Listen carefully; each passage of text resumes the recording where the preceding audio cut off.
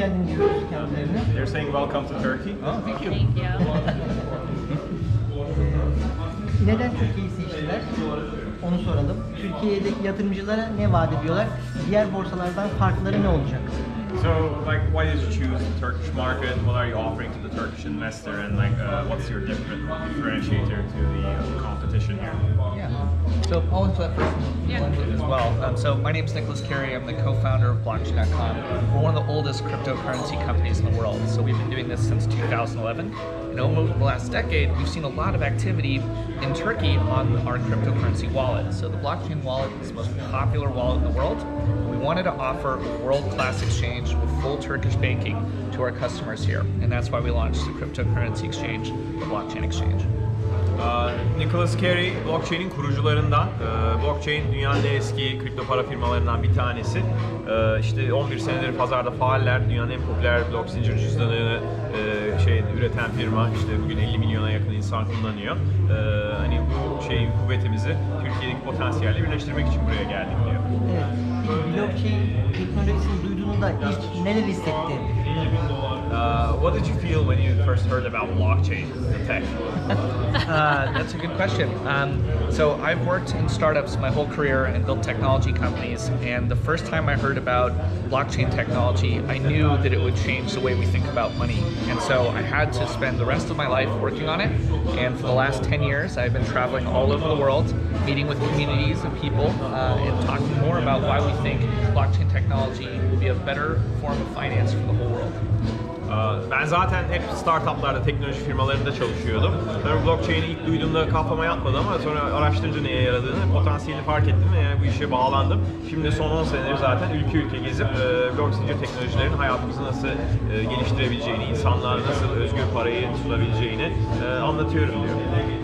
Blockchain.com alan adını kendisi mi aldı yoksa başkasının bir fikri miydi? Was it you who purchased blockchain.com or was someone else in the organization? We bought it at very, very early days. So in 2011, there was almost no one that cared about cryptocurrency and no one had heard about blockchains yet.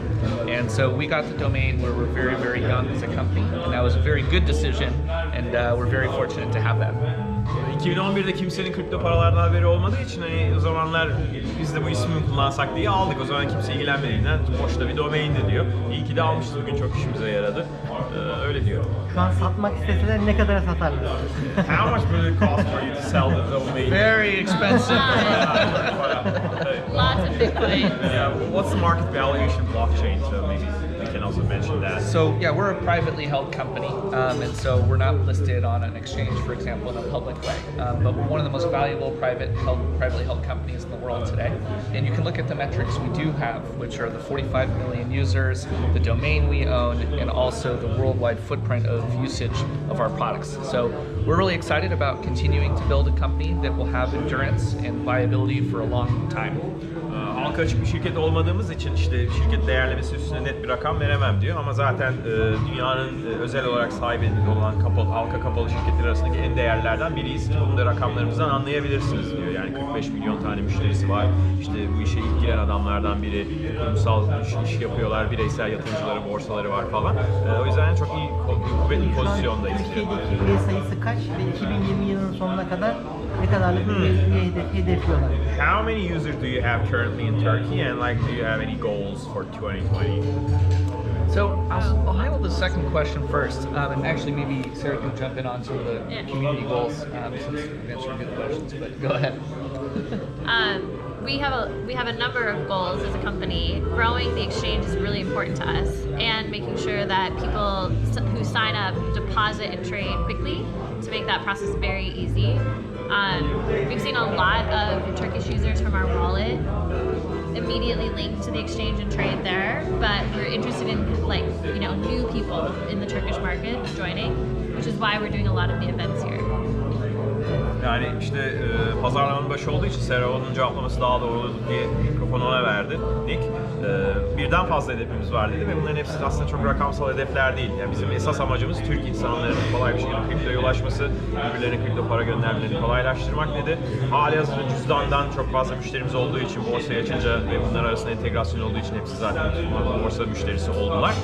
Ama şu an esas amacımız sıfırdan, yani hiç blockchain ile tanışmamış insanları platforma davet etmek. Bunun üzerine çalışmalarımızı ağırlaştırıyoruz, ağırlıklı hale getirdik. We think Turkey can be a top 5 market for crypto in the world. And so that's why we're spending so much time here. Yani dünyadaki ilk 5'e girecek bir pazar Türkiye kripto anlamında. O yüzden buraya zaten kaynak ayırmaya karar verdik diyor. Hani dünya ekonomisi arasında ilk 20'deyiz biz, biliyorsun. İlk 10'da bile değiliz. Ama kripto alanında ilk 5'e girecek olmak hani önemli bir şey tabii. Yeah. We don't think anybody's done it very. We think we can do the best, which is why we're here. And we have hundreds of thousands of Turkish Yeah. wallets. So Yani yüz binlerce zaten Türk kullanıcımız var cüzdandan. Bir de yani şimdiye kadar Türkiye borsaların yapamadıklarını yapabileceğimize inandığımız için, onlardan çok daha iyi işler çıkarabileceğimize inandığımız için buraya geldik diyor. Bu Türkiye'deki vizyonu nasıl gördüler? Yani hangi yılda karar verdiler bir anda Türkiye'nin ilk 5'te olmasını nasıl öngördüler de buraya yatırım yapma kararı aldılar? When did you get attracted to the Turkish market? What was the moment for you? Like what year and how?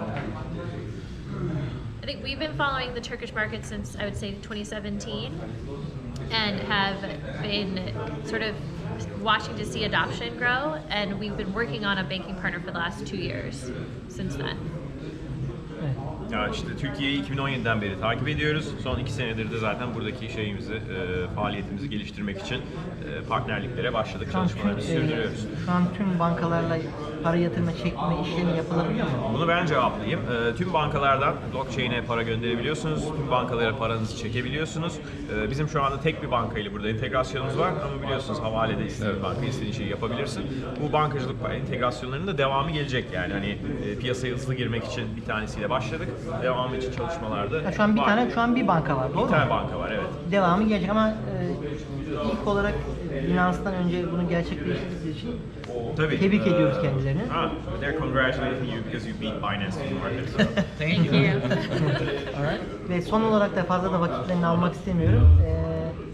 Bitcoin ile ilgili birçok öngörü var. Herkes Bitcoin ile ilgili bir rakam belirtiyor. Yani 50 bin dolar olacak, 100 bin dolar olacak, 400 bin dolar olacak diyen de var.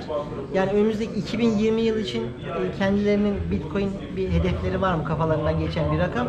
Ve önümüzdeki yıllarda da bu rakamın ciddi anlamda artacağını düşünüyorlar mı? Last question. So, what's your price prediction for 2020 on Bitcoin? Because like everybody's saying something, so they also want to have your forecast. I think it'll stay above 10,000. 10 binin üstünde kalacak bu sene. Sen öyle düşünüyor. How about you? So every time I answer this question, I get it wrong.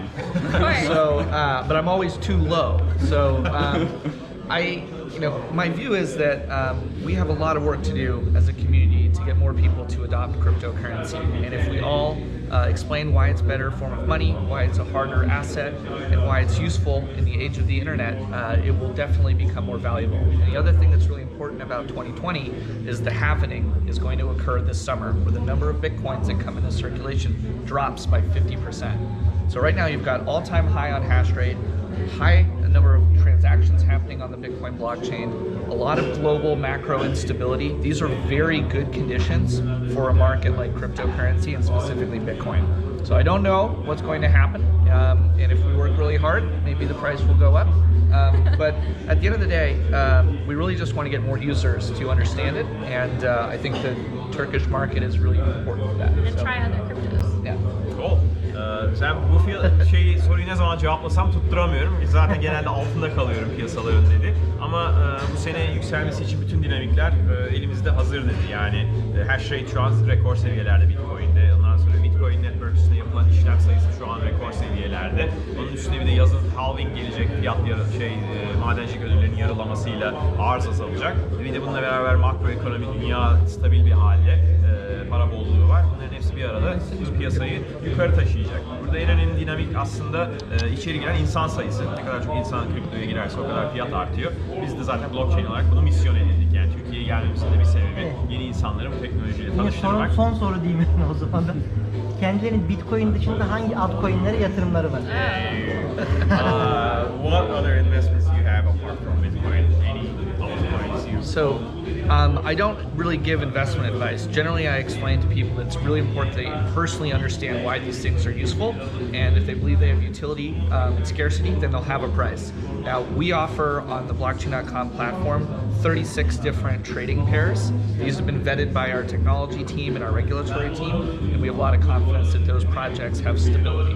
Whether or not the price will go up or down, we don't know, but we want to have a venue that's very, very fast and gives the best prices in the world for crypto. And really, that's what the blockchain.com exchange is about. It's about having the best prices for people to get crypto anywhere in the world. Yani ben yatırım tavsiyesi veremem.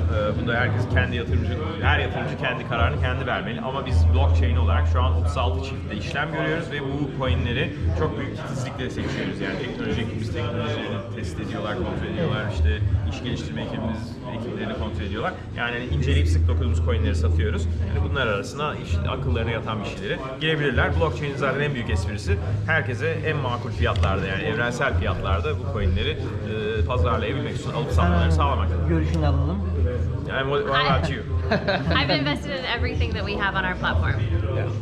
Bütün paramı blockchain platformuna harcadım diyor. Yatırımımı kendi ürünümüze Biz de harcadım. en kripto haber olarak teşekkür ediyoruz kendilerine. Bize bu röportajı Yeah, verdikleri they're için. thanking you for their time. Thank you. Yeah.